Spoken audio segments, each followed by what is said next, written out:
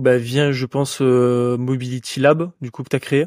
Ouais. Où justement, le but, si tu peux en parler, voilà, c'est de créer, j'imagine, une communauté privée, gratuite, payante, pour ensuite, du coup, proposer tes programmes pour vraiment des gens qui veulent avoir quand même un accompagnement beaucoup plus personnalisé, même si je pense que la communauté, elle a quand même bien grandi avec le temps, donc tu peux pas gérer tout le monde en même temps, ce qui est normal. Donc moi, si tu peux en parler.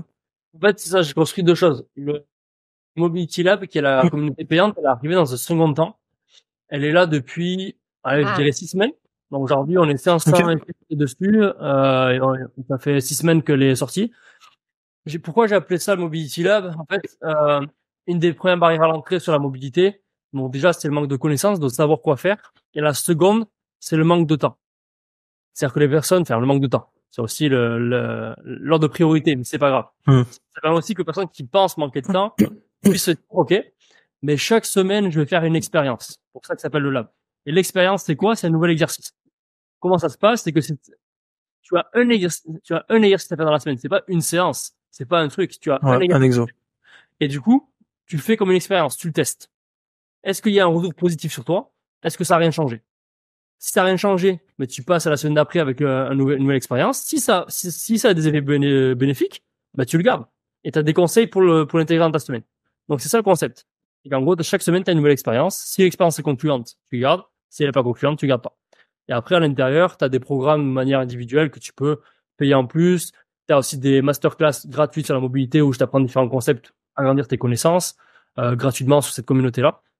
Et après, par contre, il y a le Mobility Club, qui est ma communauté payante que j'ai créée en février, qui a bien évolué depuis. Il y a eu beaucoup de choses. Mon travail actuel, c'est plus d'épurer, de rendre ça moins impressionnant, parce que j'ai souvent des retours sur les gens, ils rentrent, et ils Hmm. disent, ah ouais, il y a tout ça, par quoi je commence? Et c'est un vrai problème. Et du coup, aujourd'hui, j'ai même un shift et je m'amuse beaucoup en ce moment à créer ça de mon côté. Je crée un narratif. Un narratif, c'est une histoire autour du Mobility Club. Et j'essaie de tourner ça sous forme de jeu vidéo. Pour donner deux, trois exclus de choses qui arrivent sur lesquelles je bosse en ce moment, je veux faire ça, par exemple, sous forme Pokémon. Pokémon, quand tu commences le jeu, tu dois choisir entre trois Pokémon. OK? Et Ok. tu le fais évoluer derrière. À Mobility Club, je vais faire pareil. Et c'est déjà prévu c'est que tu choisis entre le fait de soigner, donc de te soigner, de gérer une douleur, ou d'améliorer ta mobilité, d'un point de vue général, si tu as des limitations, ou d'améliorer la mobilité pour ton sport, avec des variantes sur les sports, etc. Il y aura même un run club bientôt dessus, etc. Enfin voilà, il y aura plein de choses. Et du coup, tu choisis ton Pokémon. Et en fonction de ton Pokémon, t'as entre guillemets des chemins, si tu veux, qui vont te Ouais, des permettre. modules, etc. Ouais.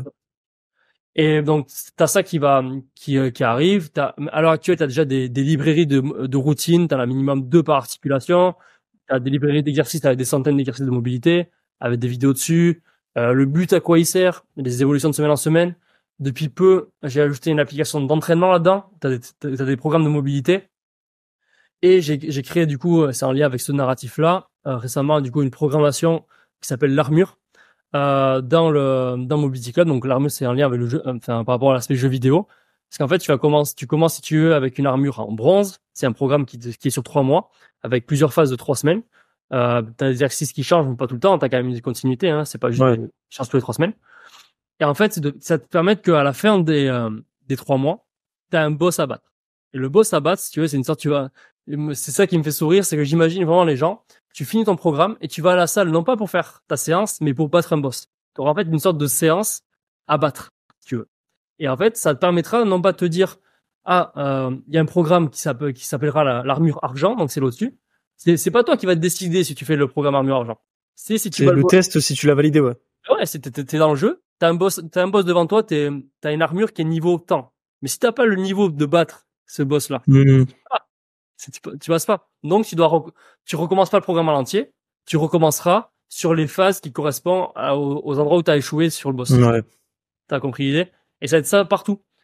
Mais par contre, ça sera pour un certain chemin. Tu auras le Ouais. chemin douleur qui aura ses propres boss aussi. Tu vois, le chemin douleur, tiens, tu fais ça, est-ce que t'as mal en faisant ça? Oui, non. Le boss est battu ou pas, tu vois, etc., etc. Et après, tu peux passer sur d'autres trucs. Donc, tout est construit comme ça. C'est un jeu, en fait, de manière, tu vois, la mobilité, c'est chiant, mais c'est pas chiant si t'as des trucs comme ça.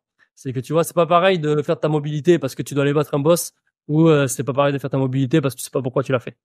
Et donc, c'est aujourd'hui voilà, le narratif que je suis en train de créer.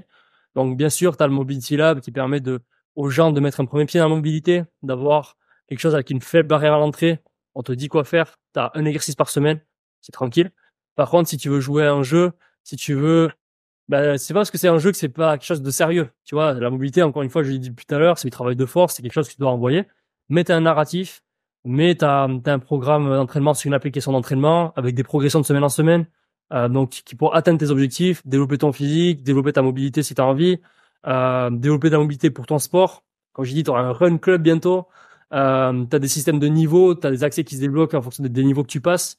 Bref, t'as tout ce système de jeu là qui est fait pour, voilà. Encore une fois, moi, je veux rendre la mobilité fun, accessible aux gens, que ce soit pas chiant, parce que c'est le plus gros des problèmes et parce que je sais les bienfaits que ça a eu sur moi. Euh, Tu parlais tout à l'heure, tu vois, des gens qui ont pas cette mobilité pour faire des choses qui sont basiques. Mais tu vois, la notion de prérequis articulaire, moi, c'est quelque chose qui me tient à cœur aussi. C'est que c'est ça qui m'a vraiment, quand j'ai commencé la mobilité, c'est ça qui m'a accroché. J'ai entendu le terme prérequis articulaire. Ça m'a fait beaucoup de sens. C'est en fait, si t'as certaines limitations, il y a des mouvements que tu peux pas faire. Ou si tu les fais, tu compenses. Et du coup, ça t'apporte des mauvais trucs. Maintenant, tu vois, les prérequis, ça va être des boss. T'as des prérequis pour passer des trucs après.